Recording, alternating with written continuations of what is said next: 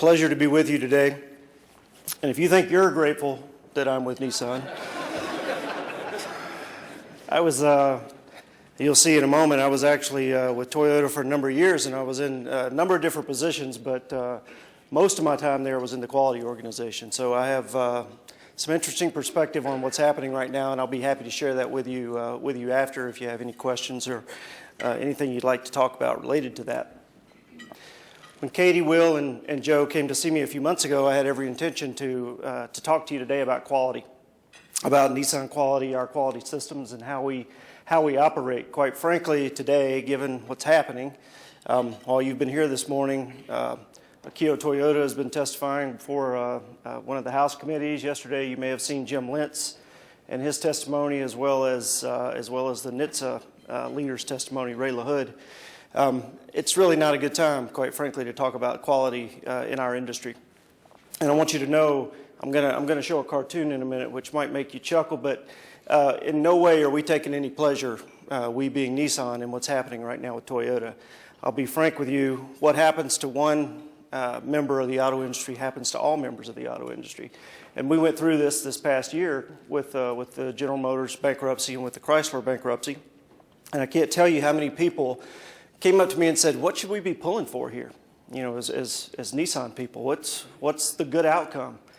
And my answer was, there is no good outcome. There is not going to be a good outcome for Nissan or for anyone in our industry from this. We may pick up a few points of market share, but frankly, the damage to that will be done to the supply base and the damage to the industry overall trumps that incremental improvement in market share. So it's not with any sense of smugness that I talk about Toyota, but I do have knowledge about where they are now, why they are where they are, and how it affects the rest of the industry. And again, I'll be happy to share that with you. So what I'm going to talk about today is crisis and how to manage through crisis, because quite honestly, this past 14 months has been nothing if not a crisis in our industry.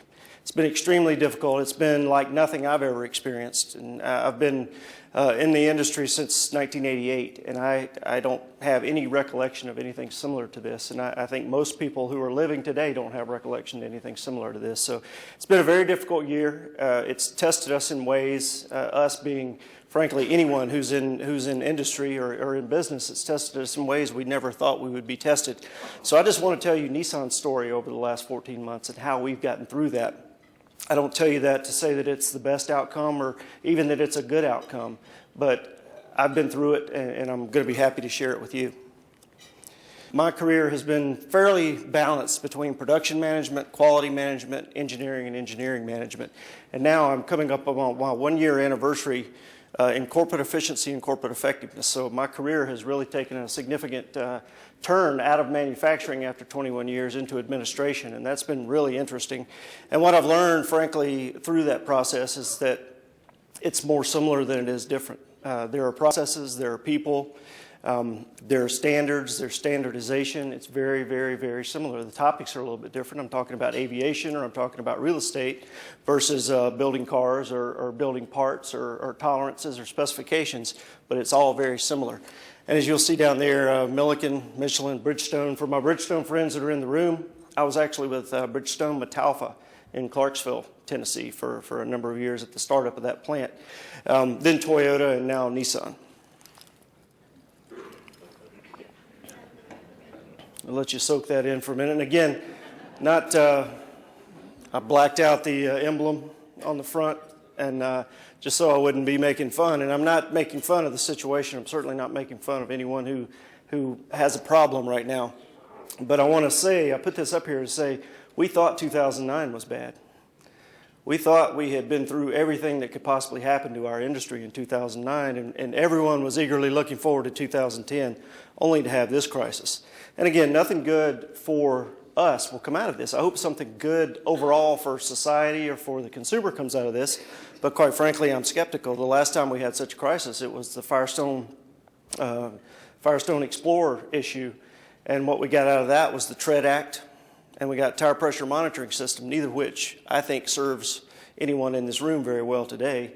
I hope we do better than that this time. I hope there's some lessons learned out of this, quite frankly, that go beyond what we learned out of the last crisis. But 2010 is shaping up to be very interesting and very challenging. Before I go to the next slide, I want to tell you, the next slide is in no way to divert your attention from the crisis in the auto industry, because it is a crisis. But there are quality problems in a number of different industries right now, and with the background that all of you have, I thought you'd be interested. There are specifically some quality problems in Australia right now with shipbuilding. And it reminded me when I saw this clip of Ray LaHood yesterday, because one of the members of Parliament in Australia was being interviewed about the shipbuilding problems, and I want you to hear what he had to say. Senator Collins, thanks for coming in. It's a great pleasure, thank you. This ship that was involved in the incident off Western Australia this week... Yeah, the one the front fell off? Yeah. Yeah, that's not very typical. I'd like to make that point. Well, how is it untypical? Well, there are a lot of these ships going around the world all the time, and very seldom does anything like this happen. I just don't want people thinking that tankers aren't safe. Was this tanker safe? Well, I was thinking more about the other ones. The ones that are safe? Yeah, the ones the front doesn't fall off. Well, if this wasn't safe, why did it have 80,000 tonnes of oil on it? Well, I'm not saying it wasn't safe. It's just perhaps not quite as safe as some of the other ones. Why? Well, some of them are built so the front doesn't fall off at all. Well, wasn't this built so the front wouldn't fall off? Well, obviously not. How do you know? Well, because the front fell off and 20,000 tonnes of crude oil spilled into the sea caught fire. It's a bit of a giveaway. I just like to make the point that that is not normal. Well, what sort of standards are these oil tankers built to? Oh, very rigorous maritime engineering standards. What sort of thing? Well, the front's not supposed to fall off for a start. Well, there are regulations governing the materials that they can be made of. What materials? Well, cardboard's out. And? No cardboard derivatives. Like paper? No paper. No string, no sellotape. Rubber? No, rubber's out. They've got to have a steering wheel. There's a minimum crew requirement. What's the minimum crew? Oh, one, I suppose. So the allegations that they're just designed to carry as much oil as possible, what are the consequences? I mean, that's ludicrous. Absolutely ludicrous. These are very, very strong vessels. So what happened in this case? Well, the front fell off in this case by all means. It's very unusual. Senator Collins, why did the front fall off? Well, a wave hit it. A wave hit it? A wave hit the ship. Is that unusual? Oh, yeah. At sea, chance for a million. So what do you do to protect the environment in cases like The this? ship was towed outside the environment. Into another environment? No, it's been towed beyond the environment. It's not in the environment. No, but from one environment to another environment. No, it's beyond the environment. It's not in an environment. It's been towed beyond the environment. Well, what's out there? Nothing's out there. Well, there must be something. There is nothing out there. All there is sea and birds and fish. And? And 20,000 tonnes of crude oil. And what else? And fire. Anything else? And the part of the ship that the front fell off. But there's nothing else out there. Senator Collins, thanks for joining Complete me. void. Yeah, we're out of The time. environment's perfectly safe. We're out of time.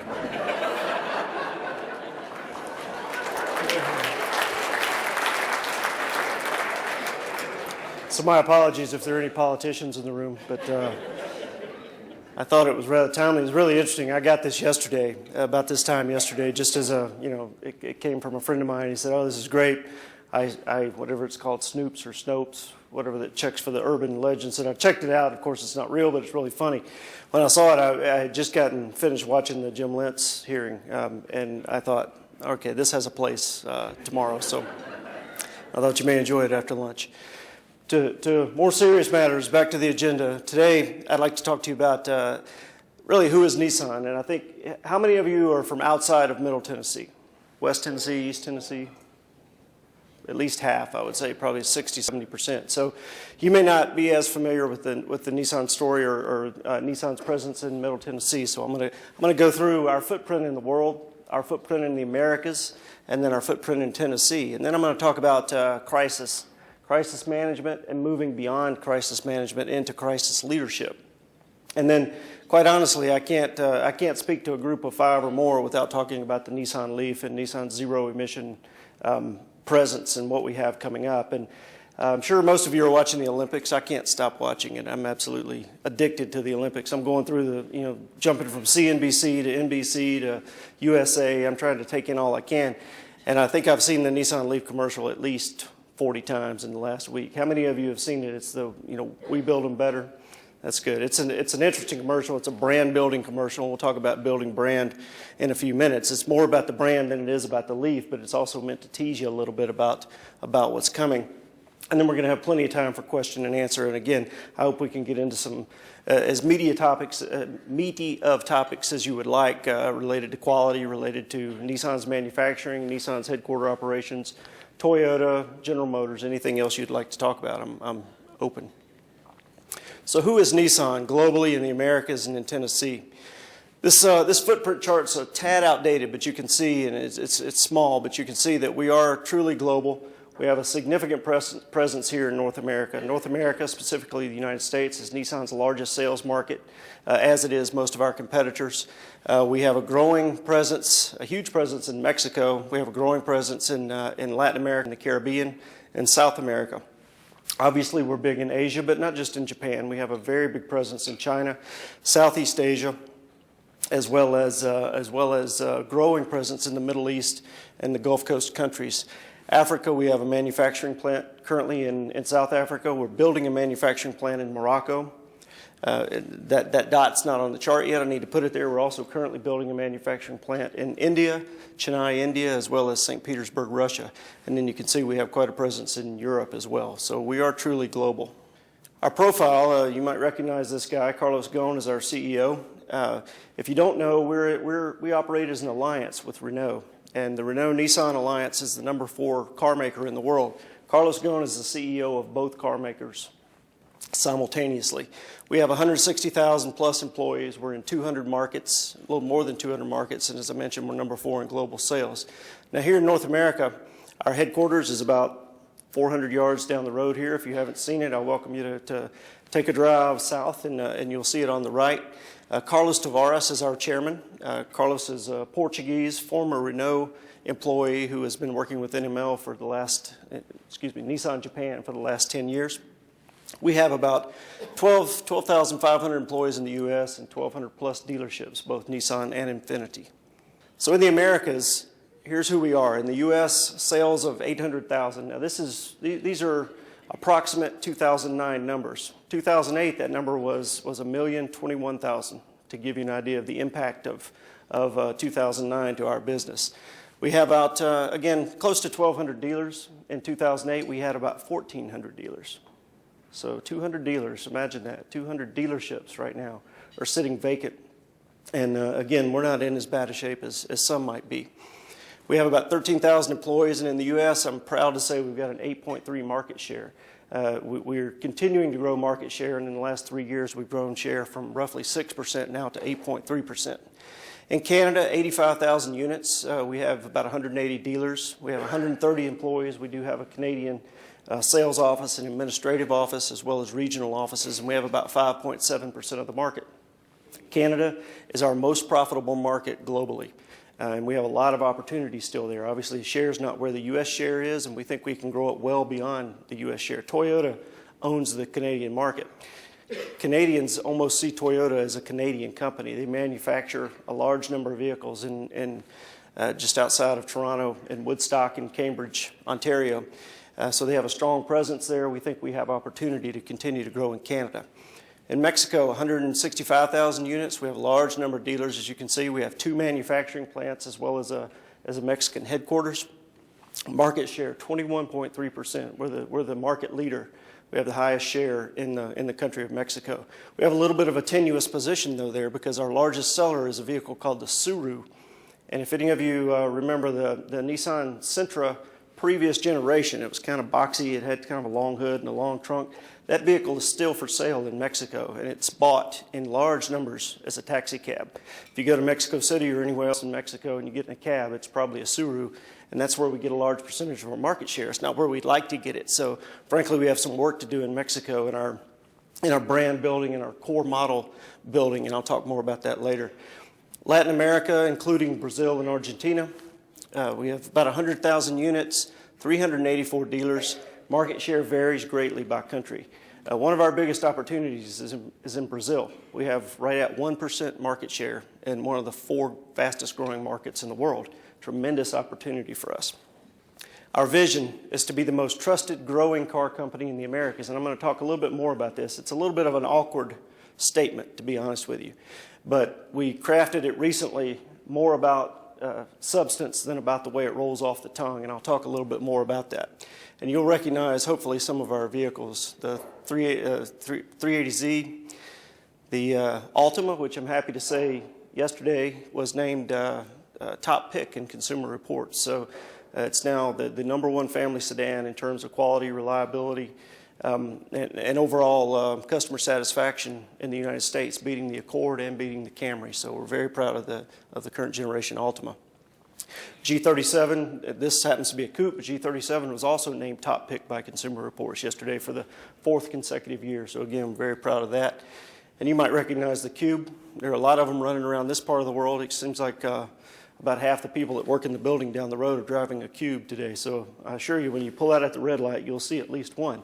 But these are just a few of the products that we have. We have an offering of 14 products, 14 models between our Nissan and Infiniti brands currently.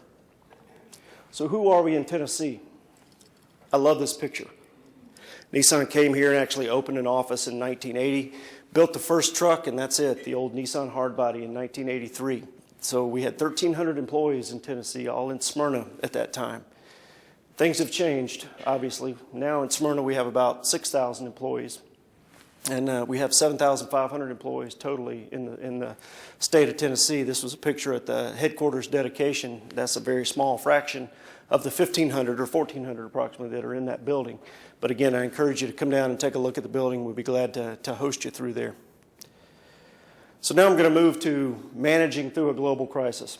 And when I saw this graphic, I saw this on the internet, and I thought, boy, that's fitting. That's really the way we felt. That's where we thought we were going about this time last year. It's hard. It's amazing how things change so quickly and your perspective on things change so quickly. It's really hard now, just a year later, for me to put myself back in my frame of mind and our company's frame of mind 12 months ago. It's a different world. It's not great today, but it's significantly better than it was 12 months ago from our perspective. So how did it happen?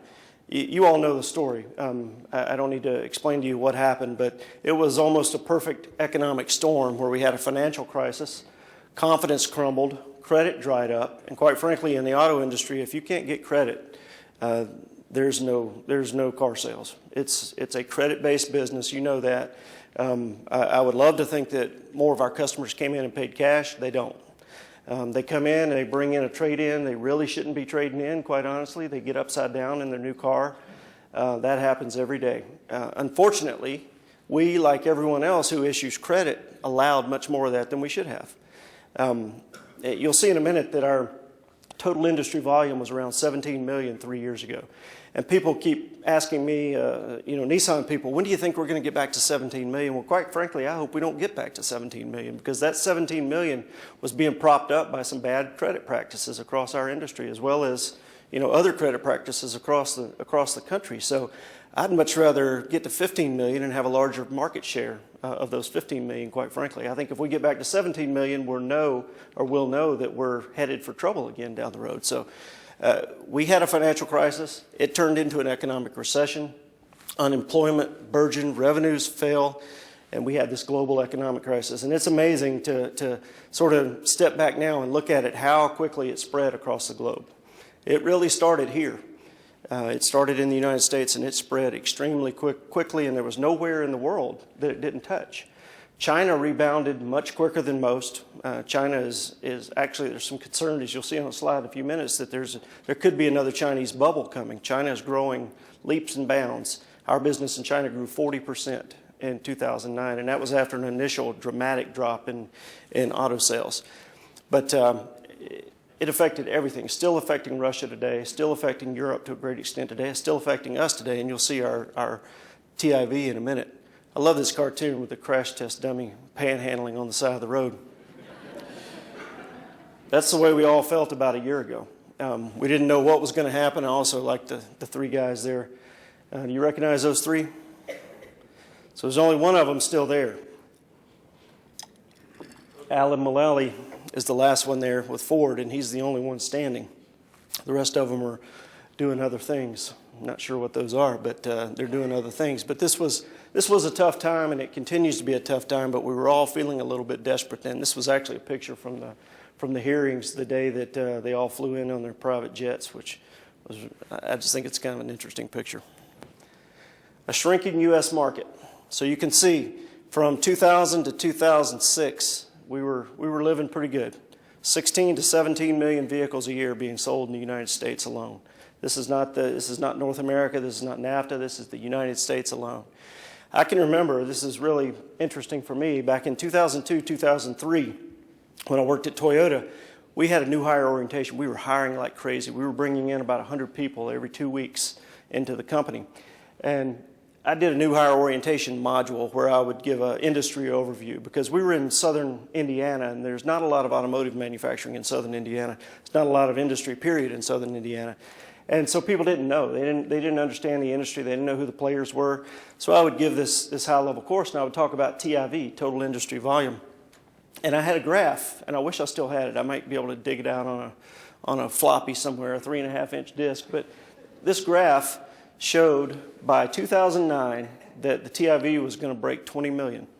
We were going to go over 20 million. I had exhaustive data to back me up around immigration, around birth rates of immigrants. I had, this is how it's all going to go down. We need to be ready. We need to build capacity because this is happening. We're going to get another 3 million sales by the end of the decade. Well, you can see where we ended up. A little better than half of what we expected. This is an unprecedented drop in TIV, literally unprecedented. I think it was 1952, 53 that we had an auto market like we have today, and certainly like we had a few months ago. So you can see this didn't just start in our industry. It started 3 years ago. But we never knew, is it a blip? Is it going to continue to go? No one thought that slope would look the way it does today, I can assure you. But you can see we've lost 6,500,000 units across the United States over the last 4 years. Mr. Gone visited us last January. I was in the Smyrna plant, and he looked like this. I didn't take that picture. I found this on the internet, but this is what he looked like. I'll never forget that day because that was the day, and I knew, this was 2 months into the crisis, and I knew that things were not good. But I've never had a sense that the company I worked for might not be around. Never, never. You saw the companies I've worked for. They're good companies. They're solid companies. Never had a sense that they might not be around. The day that he came to Smyrna in January, and he did it in a very tactful way because he didn't scare anyone. But he let us know very clearly that our futures weren't certain with Nissan. And that was a whole new world for me to think about that. He said, and I'll never forget it, and there was literally a group of 6 of us, and we were standing, and he said, sometimes merely surviving is a true accomplishment. Now, for him to say that, this is the most driven man I've ever known in my life.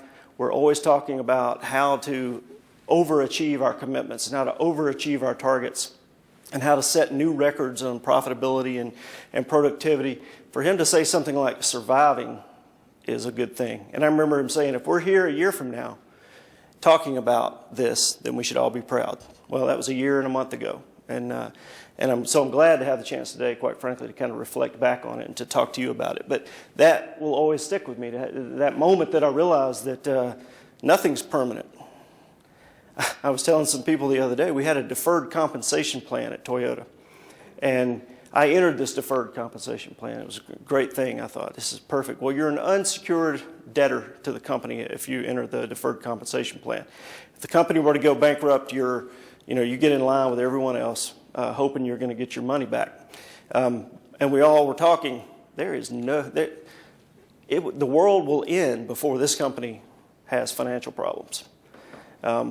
I'll put as much as I can in this deferred income. Well, when I resigned from Toyota without option, I had to withdraw from the deferred compensation plan, and I thank my lucky stars because now I don't take for granted that any company, Toyota, Nissan, or anyone else is going to be around indefinitely. There are things that happen that are beyond your doing. You can run a solid company. I've seen many of them. I've seen many suppliers over the last year who ran a solid company, who did business the right way, and they're not here today to talk about it. So this was an important day for me, and it's one I'll never forget. So what did we do?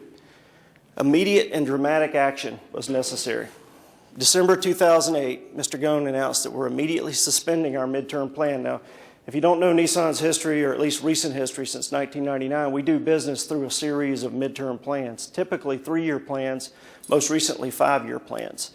So in 2008, we introduced our 5-year plan we call GT 2012. Within 9 months, we completely suspended that plan due to the realities of the market. The only exceptions to that were activities relating to quality leadership must continue in order to protect the brand. There's that word, brand. there were several pillars of our GT 2012 plan. One was quality leadership, one was zero emission leadership. There were a number of different profit growth, market share targets, financial targets. All of those were suspended, but we said we're going to continue the quality activities. And we have to do that because we're going to focus on loyalty through this. It's much, much, much more practical. It's much more economical to have a return buyer come to buy a second Nissan or a third Nissan or a fourth Nissan than it is to convince someone to come out of a Toyota or come out of a Dodge or whatever it is into a Nissan. So we're going to focus on loyalty. We're going to focus on building our brand and make sure that people want to come back to Nissan. The second thing that we weren't going to compromise is investment and development related to zero emission vehicles. That continued and still continues today. Priorities must clear to all stakeholders. This was one of the things, again, that stuck with me through this crisis because I had never, in my time in industry, had never been involved in managing cash. I wasn't a financial guy. I had financial reports and I managed financial reports, but I was managing from accrual accounting. I wasn't interested in cash. It meant nothing to me. Well, I got really interested in cash about 14 months ago because that was what was going to keep us going. And that's what we were burning through, quite frankly, like crazy each month. So I got really interested in cash, and we made it clear to all of our employees the number one priority is to preserve the company. That means focus on cash management, focus on loyalty. The number two priority was to preserve employment. That means we've never had a layoff in North America, and we don't want to start now. So we're going to do everything we can to preserve employment unless it means we don't protect the company. Number three, preserve employee compensation. So these priorities for me sort of crystallized, and I use this to communicate to my team over and over and over again. We're going to start taking action at the bottom and hope we don't have to move up a step. We're going to start with employee compensation. We're going to take some actions there. We're going to make some changes. We're going to tell you about them. We're going to tell you what's going to trigger the return to normal. We're going to take the action we need there in hopes that we don't need to do anything in terms of employment. If we do need to do something in terms of employment, we're going to do that. And we're going to do it with the idea in mind of protecting the company and preserving cash, because without that, obviously, there is no job anyway. So these were the priorities that we laid out, and we used this quite heavily in communication, and it really helped people understand when there's a takeaway, why that takeaway is, why it is what it is, when it's going to come back, what the triggers are. People understood it, and they accepted it. Actions to protect cash. We did a number of things, and again, this was all new to me. It was really interesting, and it was a little bit scary. We created a global and a regional recovery committee with a chief recovery officer. We have an executive in Japan named Colin Dodge, who was formerly the head of our European operations, who is, till today, our chief recovery officer, and his role is to make sure that globally we're all doing the things we need to do to be able to recover fully from this crisis. We made a dramatic reduction in investment. Dramatic. Essential investments only, return on investment less than a year. Many of you are manufacturing people. Many of you are involved in capital planning, I'm sure. You know how difficult it is to have an investment of any sort that pays back within a year. And moreover, and this was, I'm not particularly proud of this, but we had a system where it had to pay back in that fiscal year. So if our fiscal year runs from April 1st to March 30th or March 31st, if you're making an investment in July, it had to pay back by March 31st of the same year. So you're talking about a 7-month payback at that point. That didn't last very long, but the 1-year ROI is still in effect today. The important thing that I want to say to you, and something that I'm most proud of in the way Nissan managed through this crisis, was vehicle programs were only impacted in minor ways. This is if you look at Ford, Ford is on a roll right now. Ford is doing very well, very well. They're doing very well because they've got good product.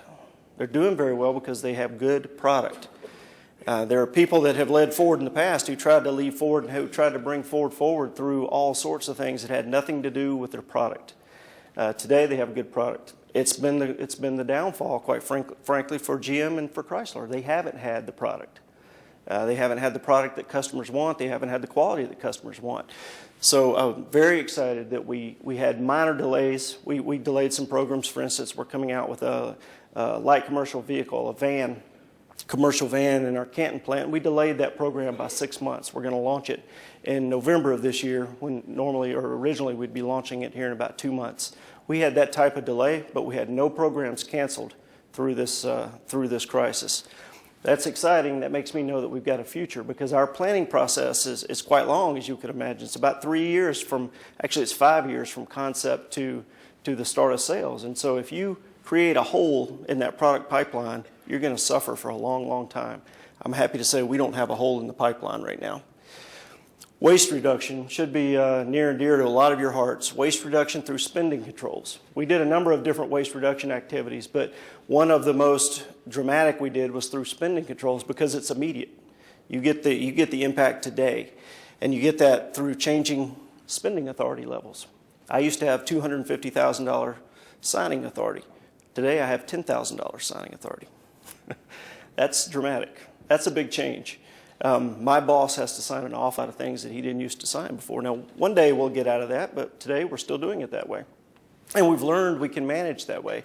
We don't necessarily want to. There's a certain amount of micromanagement to it that's burdensome on everyone, but it's what we needed to do, and it's what we continue to need to do today.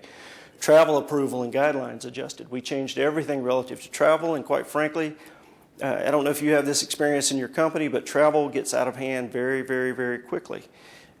It's hard sometimes to tell what you need to do and what you don't need to do. Well, when you draw a line and say you don't travel, you understand really quickly what you need to do and what you don't need to do.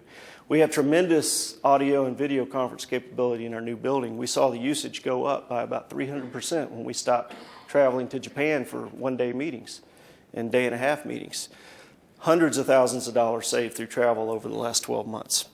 And I would challenge that probably quality of life got an awful lot better for a number of our employees as well. Elimination of blanket purchase orders. I don't know if you do, but we have a lot of blanket purchase orders. You know, we issue a blanket purchase order for electricity or for paper, dozens of things for the year. It's an open PO for up to a certain dollar amount.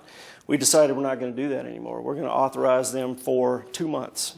At the end of 2 months, you have to come back and ask for authorization again. And if you don't show that you underspent in the previous 2 months, you don't get authorization for the next 2.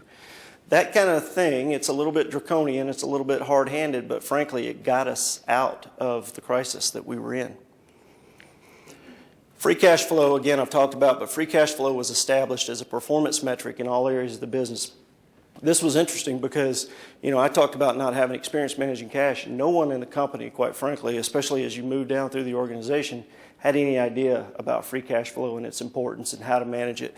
So we made free cash flow a very, very important, the most important performance metric in all areas of our business. We did things like inventory reduction was the single biggest change that we made. Inventory reduction of finished goods, work in process, purchased parts, raw materials, dramatic changes. Now, again, for those of you who are from Middle Tennessee, you know what happened about 3 years ago when Nissan came into Middle Tennessee, and you may know why. A lot of people think it is primarily the cost of doing business in Tennessee versus the cost of doing business in California. That's part of it, but it's not the primary reason. The primary reason was the proximity between our manufacturing operations in Smyrna, which is headquartered in Smyrna, and the marketing, sales, and administrative headquarters, which were in Los Angeles or Gardena. When we brought those two together, the hope was there would be synergy there, there would be cooperation there that would give us a competitive advantage. I can tell you, if we had not done that, these inventory reductions, certainly to the degree that they were achieved, would never have been achieved. This was extremely tight coordination between the marketing and sales staff and the production planning and production teams to say, here's what we need, here's when we need it, here's what we have to build. If you get that right, then you can cascade that through your parts and your raw materials and make dramatic changes in your inventory and affect your free cash flow. This was purely a result of hard work and cooperation enabled by the move to Tennessee. Cross-functional teams, VUP is our internal Six Sigma program. Synergy teams, all these different mechanisms, teams, organizations, groups that we have who are focused on problem solving were refocused on free cash flow and on quick ROI projects. 58 DECIDE projects. DECIDE is sort of our DMAIC type process if you're familiar with Six Sigma. 58 Decide projects were completed so far in FY09, and we still have a month and a half in our fiscal year for a 5-year NPV of $272 million. Dramatic results. When we get the people who know how to solve problems, we get the people from all functions together, and we focus them very clearly on what's important. And it was really crystallized for everyone in our business because of the nature of the crisis, what's important. This is the kind of result that you can get. And then acceleration of product simplification efforts. This is a huge deal. EIM is end item models. Think of it as SKUs, SKUs. It's the number of combinations and variations you can have among models or across the model. So you can have this model with a sunroof and electric seats and this. So we had roughly 2,700 end item models in 2006. We've reduced that by 89% over the last 4 years. This accelerated rapidly last year. And this was absolutely necessary and was a key enabler to reduce that inventory number.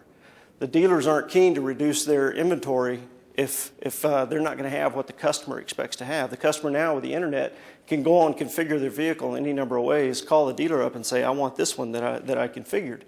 If you reduce the number of options, you reduce the chances they're going to be dissatisfied. And so that was done and has made a dramatic difference, not only in our inventory levels, but quite frankly in our operating costs going forward. Actions to preserve employment. These were the painful ones. These are the ones that touch everyone in the company, and it did touch everyone. We immediately froze all hiring. This was globally. Only in the last 4 weeks have we started rehiring. What we did is we arbitrarily, not the best thing, but arbitrarily, we chose a date, and we said 8/31/09.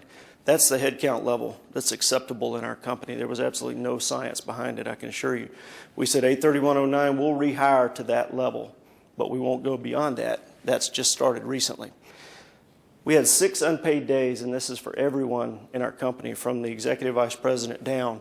We all took an unpaid day a month from April through September. This was painful at the beginning, but it was really interesting to watch.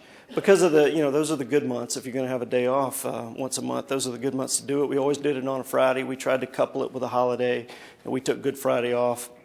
And we have Easter Monday as a holiday, so that gave people a 4-day weekend. Did the same thing around Memorial Day. We did the same thing around Labor Day, 4th of July.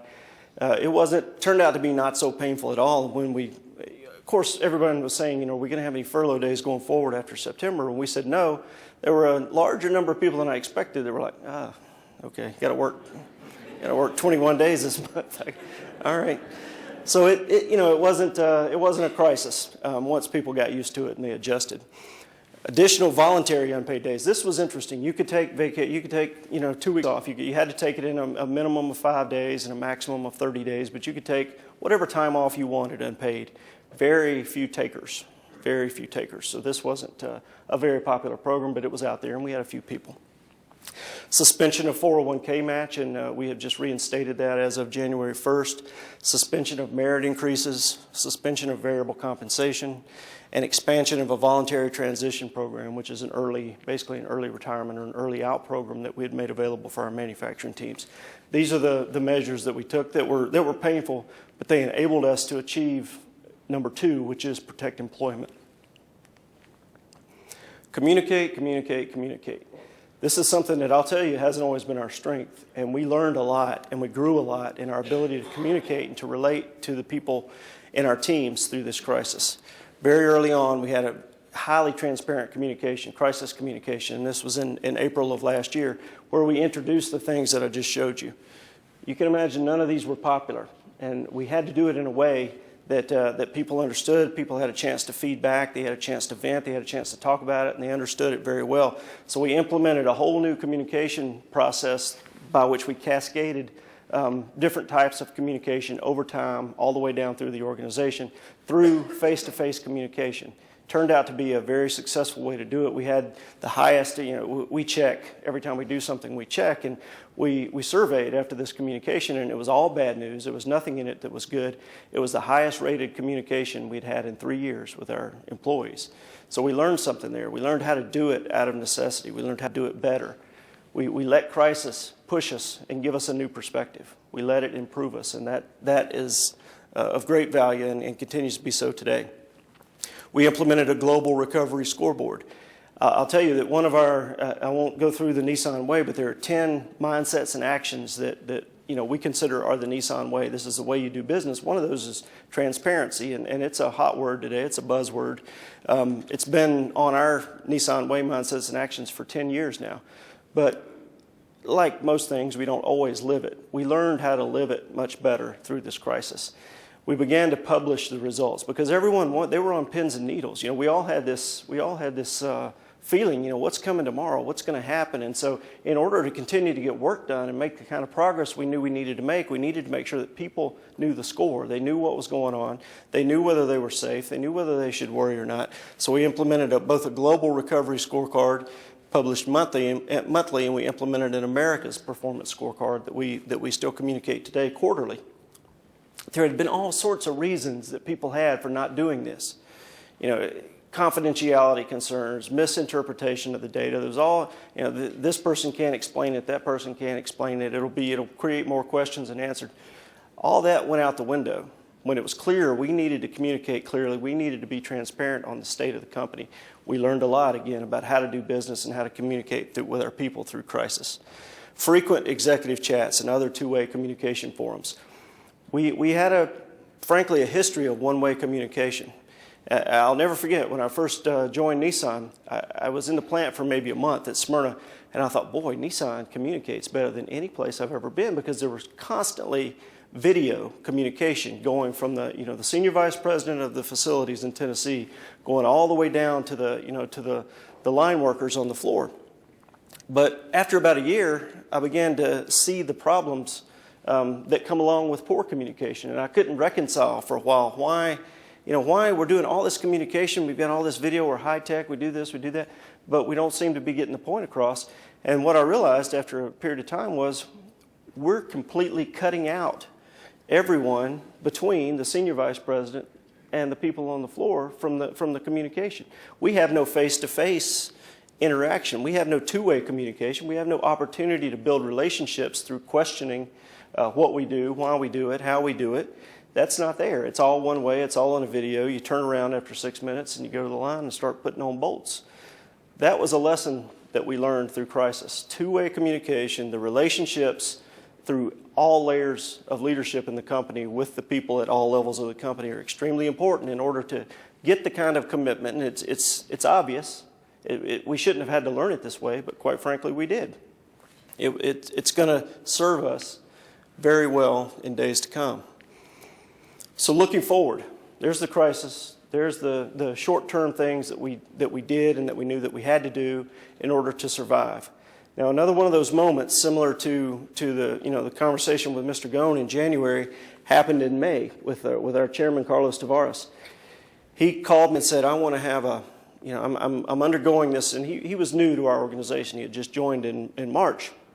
And he said, I want to create a new business plan since GT 2012 has been suspended that is, that gives our people vision. Because I've been out 90 days. He visited every facility that Nissan has in the Americas from pole to pole.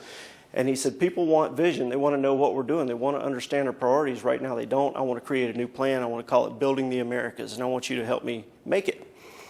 And I was like, okay, I'm managing cash. We're trying to make sure that that tomorrow is okay. We're looking at our feet. We're not looking out. And he said, we have to look at our feet and we have to look out at the same time. If we don't, who's going to? And about a month later, and quite frankly, it was very slow to get going because if I was doubting it, there were a lot of other people who were going to be much more cynical than I was. I had a moment where I climbed a mountain last year in June with my son. We climbed Mount Rainier. And I had never done anything like that. And for 3 days, I came back and I told him this story. I said, for 3 days, I showed him my pictures, and they're beautiful. You get all these unbelievable pictures from Mount Rainier. And I said, you think that's what I was looking at for 3 days? What I was really looking at were my toes. There was nothing more important than where the next foot went. Because if the foot didn't go in the right place, that was it. You were down the mountain. I looked at my feet for 3 days. I literally had a crick in my neck many, many, many times from looking down. When I could stop and I could tie myself off and sink an axe in and look out and get my camera, it was a blessing. I mean, it was a wonderful moment when I could look out and take 2 minutes to appreciate what was out there, but then I had to go just like this again. So I told him that story, and he said, yeah. He said, we've been looking at our feet for 6 months. And he said, we need to continue to look at our feet, but we need to stop every now and then, and Building the Americas is going to be the time that we stop, we look up, and we take a picture of what's out there. And we take that picture back and we share it with the rest of our team. Well, it was, again, very slow to get some traction, but he's extremely persistent. That's him there in the middle, extremely persistent. And it did get traction. And I'll tell you a little more about the story in a moment. But he had the foresight to say the time to plan for the after crisis is during the crisis. If we don't, it'll be too late. We'll miss the opportunity. We won't be ready. We'll be 6 months behind the curve. So we started the Building the Americas process in June of last year. It was, again, an ambitious program to establish a post-crisis vision without losing focus on the immediate issues. And, you can imagine, we've been preaching for 4 or 5 months, cash this, today, tomorrow. And then we come out and say, okay, we're going to create a vision for the next 10 years for the Americas. It was a little bit of whiplash. He took the 90-day tour, as I mentioned. Employees were asking for hope. It seemed really almost silly when I wrote this as I was preparing this presentation, but that's what it was then. People were asking for hope. They wanted to know that there was some reason to continue to be optimistic about our company and about our industry and, quite frankly, about our economy overall. They wanted vision. They wanted direction. They wanted to see how they impacted the overall goals and objectives of the company. They didn't know anymore what the goals and objectives were, so they had no way of knowing whether they were impacting it or not. We had a goal of unifying the region from pole to pole. I'm not going to go into this story, but frankly, our region, which stretches from Canada to Argentina, was not in any way unified. We had the org chart looked like a spaghetti plate. It was an absolute mess. So that was one of the first things that we had to do, was to unify the region, make it clear who had what responsibilities. If you ever used a RACI chart, we created hundreds of RACIs to make clear that everyone understood who was responsible, who was accountable, who was consulted, who was informed about all decisions.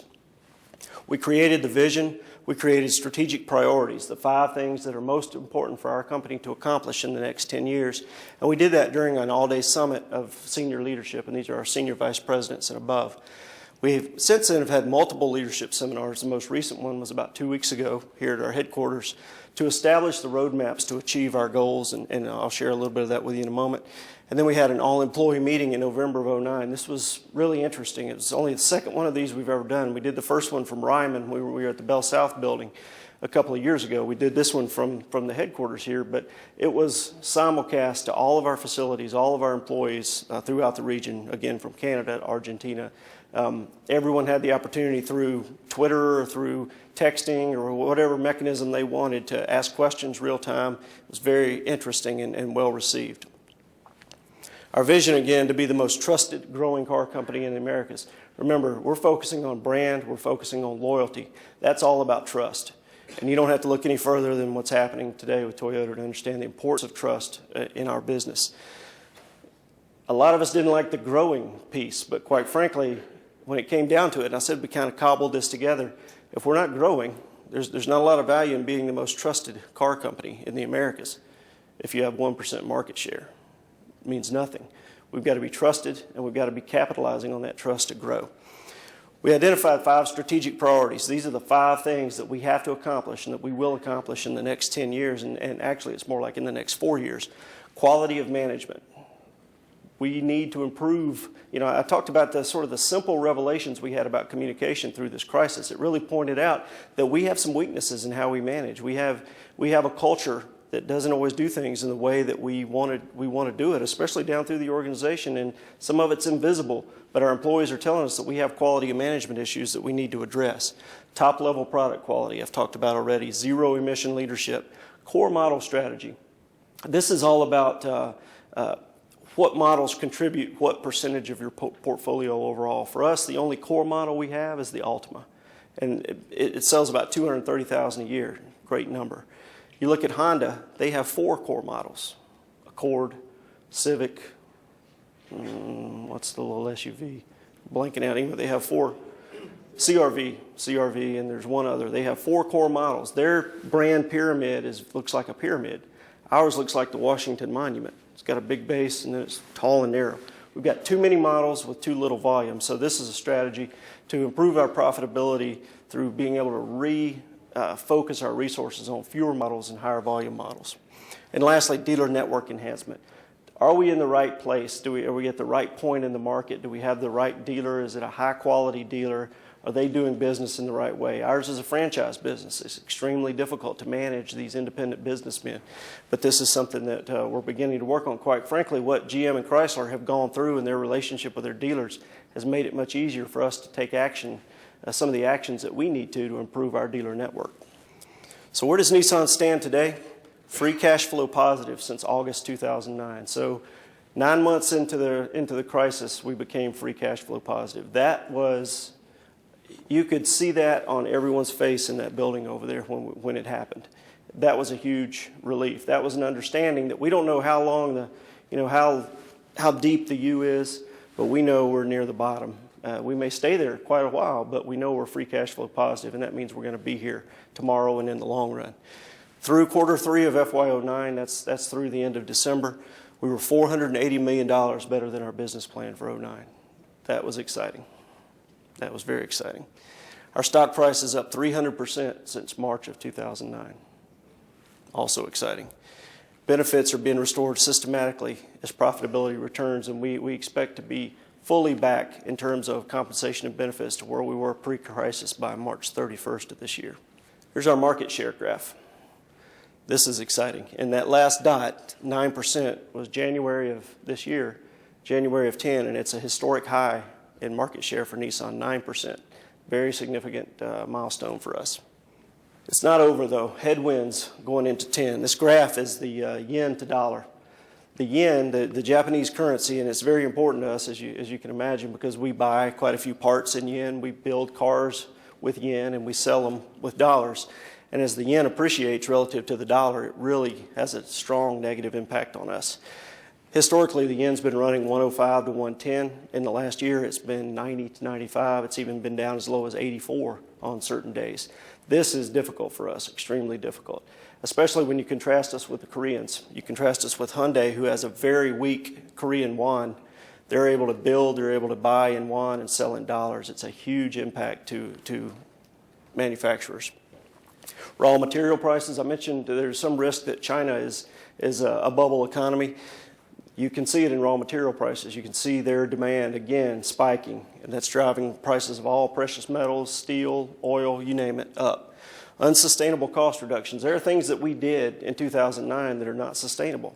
They're not. There's something we can do in a crisis, but we can't continue it for 5 years. We've got to find a way to supplant that, to replace that with sustainable cost reductions. U.S. unemployment rates, obviously, you're all familiar with, and that's a real risk. And then slow recovery of Europe and Russia. Europe is always slower to fall. They're always slower to come up. Russia appears to be much, much, much slower to come up, and it's still a full-blown crisis in the Russian market. I want to take just a minute to talk about the Nissan Leaf. I know you've seen it. I'm not going to try to sell you, but it is exciting for us. It's really what our company is all about over the next 3 years, and the introduction of this vehicle to the market. It's not for everyone. It might not be for you. But as a second car, it's for an awful lot of us, and I hope you'll take a look at it. This is it. If you haven't seen it, we've had one. We had one about a month ago at the headquarters there and at the Smyrna plant. It's a real car. Seats 5 people. There's some really interesting characteristics to it. You can imagine how quiet it is. There's no engine noise. So things like wind noise and road noise that you may take for granted that are drowned out currently by your engine are a huge issue on a car like this. No one likes to hear a wind whistle, or no one likes to hear their tires buzzing. One of the features here, the headlamps you'll see, you can really see it on that left, the driver's side headlamp. They're bubbled up in the front. That's an aerodynamic feature to route the wind away from the side mirrors, because side mirrors are the largest source of wind noise on a car. So there are a number of things about this car that are interesting like that you really will only appreciate once you see it. This is, we get a letter a day. I got one yesterday from a guy who said his name was Vince, and he was sending me this letter that he received telepathically, and it was about 3 pages long. We passed it around a lot because it was pretty entertaining. But Vince is the meat of what Vince was wanting to say was, this is not a green car because you're using dirty energy, you're using electricity, and it's dirty. Well, Vince is partly right, but what else are we going to use? We're a car company. We can only do what a car company can do. We don't own nuclear power plants. We don't have the opportunity ourselves to change that, but we can do what we do, and then we can continue to pressure others to do what they need to do. But even at that, this is the potential for reducing CO2, and this is well to wheel. So, counting the entire the CO2 emissions of the creation of the generation of the energy, even given that, we're about 20% lower in terms of total CO2 than current internal combustion engines. We're significantly lower than clean diesel, and we're about 10% lower than hybrid. The white arrow that you see is the opportunity that's still in front of us as clean energy comes online, and it will. It's coming. It's not coming quick enough, but it's coming. So we've got tremendous opportunity to continue to impact CO2 generation through this vehicle or similar vehicles. We're going to have local production. If you don't know that, the Smyrna plant is currently, we're building a new battery plant. We're modifying the existing plant to build the Leaf, and the plan is to build 150,000 Leafs and 200,000 battery packs per year out of Smyrna. We're also going to build the Leaf and batteries in Sunderland, UK, in Portugal, and Yokohama, Japan. Here's the platform of the car. You can see the battery pack in the cutaway there. That's the size of the battery pack. It extends the full width of the car. This is, sorry for the right-hand drive, but this is the interior of the car, and this is actually the actual interior of the production car as well. But that's the Leaf. I hope you'll take a look at it. I hope you'll understand it and make a decision. Is it or something like it for you? And if not, I can assure you in 5 or 6 years, battery technology will continue to advance to the point where it might be for you. So just continue to watch this technology, watch it change, and I think it's going to transform all of our lives to some extent. Talked for longer than I meant to, but I think even with the clock, I didn't. Thank you.